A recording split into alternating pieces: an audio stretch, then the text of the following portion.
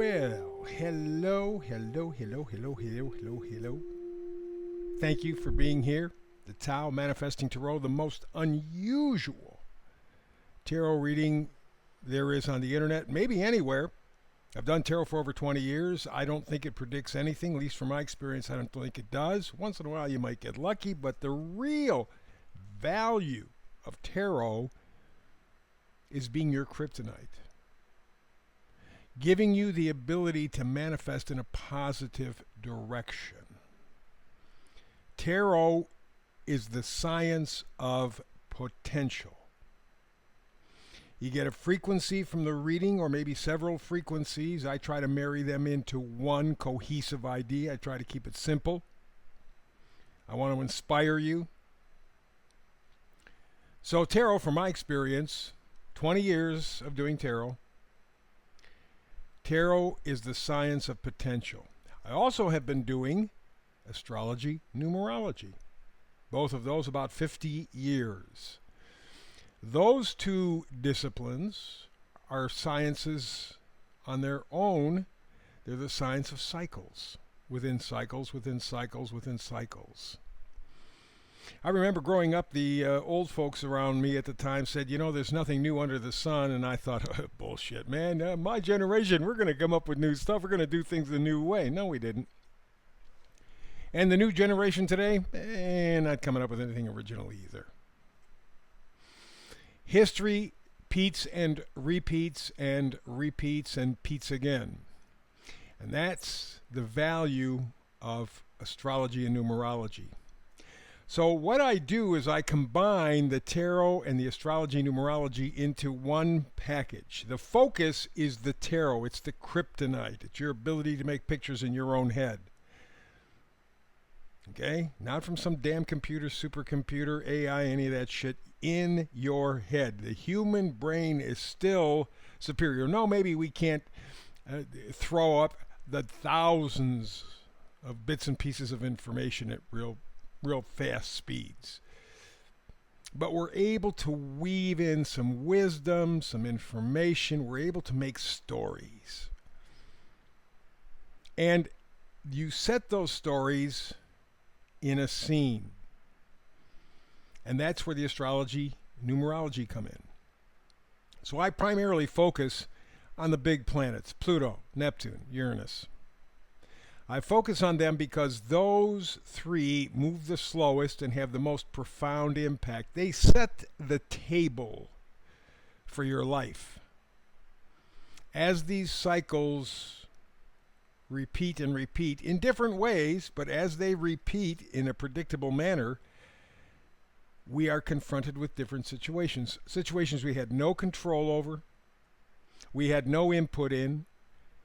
They just hit us. They come to us. We have to deal with them. That's where the tarot comes in. The tarot allows you to manifest in a positive way. Something that we don't do, by the way. We have been dumbed down. We've been pushed down. People like John D. Rockefeller, the Rothschilds, other people, keep us down, keep the people down, keep them down, keep them down, keep them stupid, keep them dumb, just get them the hell out of the way. Make them unimportant. In so doing, we take on that role. In fact, they've done several studies over the past 20, 30 years. They found that 5-year-olds have infinitely more intelligence and creativity than a PhD. That's the way the school system, set up by John D. Rockefeller, that's the way the school system is designed to work, to make us dumb, to make us submissive. That's why when I was going to school back in the 50s, 60s, they had bells ringing in between classes. It was to get you used to that factory mentality. You didn't think, you memorized and you regurgitated back the facts. You didn't know what they mean. You didn't really get the actual storyline. You got some sort of bullshit lie. But as long as you could spit back the crap they fed you, well, you were a good student. And more importantly, you were controllable. So what I'm doing is I'm taking the astrology, numerology, we're setting the table. To sit down to the meal, that's where the tarot comes in. That's why it's so important to use these two vehicles. Well, actually, three. I'm putting tarot by itself and then numerology, astrology, because they're both cycles or cyclical, putting them two together because that creates an entire picture. It just isn't spitting out, oh, well, this is your tarot card and this is what it means. Here's something that you may know. You may have historical familiarity with. Now you take that same feeling and you bring it to the present, and you begin to get a better sense. You begin to be able to understand how you can use the tarot more effectively, how you can manifest more effectively, how you can reach your kryptonite more effectively, because that's your power. No matter what they tell you about AI and the computers and stuff, your brain is still an outstanding instrument. So we bring all three things together. The tarot is the focus. But to give depth of meaning to the tarot reading, I bring in the astrology. So that's the way it works. That's the way we do it. Here is how it all gets set up in terms of the tarot. 3 spots are wide open. We put 3 cards there. 3 has kind of a, and I don't like this term, but has kind of a magical quality to it. Christianity, we had the Trinity. Nikola Tesla said if you understood the power of 3, you would understand the universe. And there are a whole bunch of situations where 3 seems to just kind of unlock doors. So I stick with 3 tarot cards. It does not get confusing. On the left, you see the karmic messaging or manifesting message. That's where I'll break down each one of the 3 cards to give you a kind of a quick review of the energy. And then we'll finally get to the astrology. And we'll kind of add some more depth, some more character to the reading, help you understand. But here's the first one for today. It is the 8 of Wands. Now, the theme today is all that glitters. We have been sold a bill of goods. Buy, buy, buy, consume, consume, consume. Buy, buy, buy, consume, consume, consume. What that does is several things. First of all, it keeps you poor, keeps the people rich. And secondly, it makes you submissive. You don't need half the shit that they tell you that you need. But you do it anyway because we're being programmed and programmed and programmed and programmed. And so that being the case, we end up being sheep. Now, within that context, all that glitters, you understand that you're being sold a line of bullshit.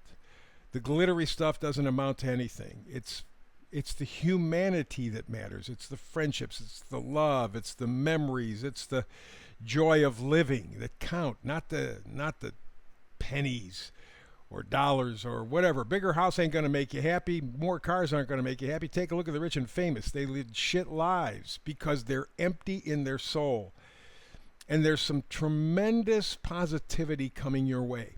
It may not seem like a big deal at the time, but the 8 of Wands says, wait. There is a tsunami of truth. There's something that will touch you in a way so that you begin to have gratitude. You begin to have more joy.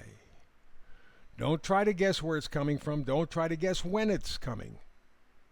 Just be prepared for that tsunami of truth that will start you on your journey. Next card is the 2 of Pentacles. 2 of Pentacles, you see it right here. The guy is juggling 2 pentacle shields. Pentacles are your value system. What the hell is your value system? Is it more cars? Is it more clothes? Is it more things? Or is it more humanity? That's where you're at. And you're juggling right now because you see you've lived in the world of things and you see it's a shit show. You're not happy. It's tougher to live. Things cost more. Things are being taken away from you. You're living on less. And that's not just in a material sense, that's in a spiritual sense. Life means less. You're less involved. You're less engaged. So there will come this tsunami of truth or positivity or gratitude that will force you to have to reevaluate your system of values. What really is important, and why in the hell is it important to begin with? That's the question. You're going to find out. Seven of Swords tells you, yes, yes, yes, you're going to find out. And as opposed to other tarot readers, this guy's not a thief. He can be, I suspect, given the reading, but he's not now. You see the two swords behind him? Two is like the two in Pentacles. Two of Pentacles means you have a decision. The two swords here with the Seven of Swords, the two swords in the back means that he's made a decision. Swords are thoughts, the way we think, the way we believe. He found out what his value system was. That Eight of Wands information came to him, that tsunami of truth came to him, forced him to have to reevaluate what was important. And now that he knows what's important, he's not going to play the game anymore. Getting the hell out of Dodge. There's no point. He understands the game is rigged. And worse than that, it is taking away his soul, which is now the core foundation of his value system. He needs meaning. He needs perspective. He's got it. He's got the Five Swords. He's not sticking around for anything anymore. He's got what he needs, the truth. He's juggled his value system, and now that he's got the truth, he is moving on. Speaking of truth, speaking of value system, let's go to the astrology. Back in 1803, Jupiter and Neptune were a 10 Libra. Jupiter and Neptune can be a very pleasant conjunction of planets in astrology. One thing for sure, it can be very confusing. Neptune is fog. Jupiter just brings a lot. Can be good or bad. Doesn't make any difference. It just brings a lot. So if you're spiritual, you're going to develop a whole sense of spirituality. And there was a lot of that in the 1800s, a lot of developing spirituality. But there was also a lot of fog in the 1800s. Jupiter and Neptune conjuncting in Libra meant that our value system, because Libra is ruled by Venus, our value system was up for grabs. And one of the people who grabbed it to your and my issues was a guy by the name of Mayer Rothschild. Yep. He is the guy who is credited with starting the modern banking system. And what Mayer Rothschild said in 1803 is very simple. Give me control over a nation's currency, and I care not who makes the laws. Take a look at the world. Take a look at Washington. You think Congress gives a shit about you or me? No, they're not working for us anymore. They're working for the people with the money because Mayer Rothschild set up a system that benefited him. Let me control the nation's money. Then I don't give a damn what you set up in government because I'm going to buy all these people and they're going to do what I want them to do. That's the way it works. You're seeing it every day. We have the best government money can buy. And it's shitting on us. And up to this point, we've taken it. I got a funny feeling that may change.